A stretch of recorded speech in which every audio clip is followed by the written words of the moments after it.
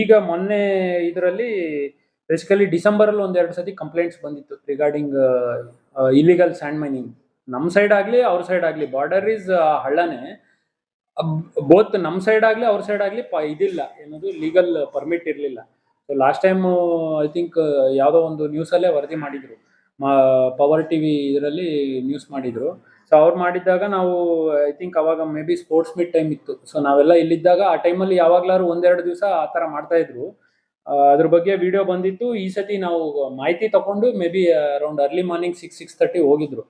ಅವ್ರಿಗೆ ಹೋದಾಗ ಅಲ್ಲಿ ಟೋಟಲ್ ಬ್ಯಾಕ್ ಗ್ರೌಂಡ್ ಅಲ್ಲಿ ಆ ವಿಡಿಯೋದಲ್ಲೇ ಕಾಣುತ್ತೆ ನಿಮ್ಗೆ, ಮೇ ಬಿ ಒಂದು 15 to 16 ಟ್ರ್ಯಾಕ್ಟರ್ಸು ಸಿಕ್ಕಿತ್ತು.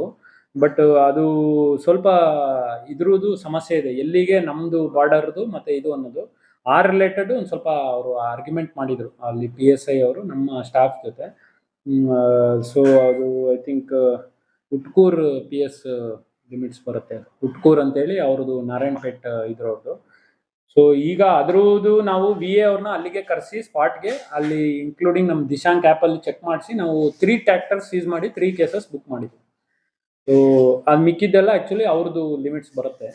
ಸೊ ಅದನ್ನ ಮೇ ಬಿ ನಾವು DC ಸಾಹೇಬ್ರಿಗೆ ಮಾತಾಡ್ತೀವಿ, ಅದೇನು ಗಡಿದು ಅದಕ್ಕೆ 3 ಕೇಸ್ ಮಾಡಿದ್ದೀವಿ ಅಂತ ಹೇಳಿದ್ದು, 3 ಟ್ರ್ಯಾಕ್ಟರ್ಗಳು. ಬಟ್ ಮಿಕ್ಕಿದ್ದೇನು ನಮ್ಮ ಅಲ್ಲಿ ಬ್ಯಾಕ್ ಗ್ರೌಂಡ್ ಅಲ್ಲಿ ಇರುವಂತ ಒಂದು 11-12 ಟೋಟಲ್ 15 ಇತ್ತು, 15 or 16.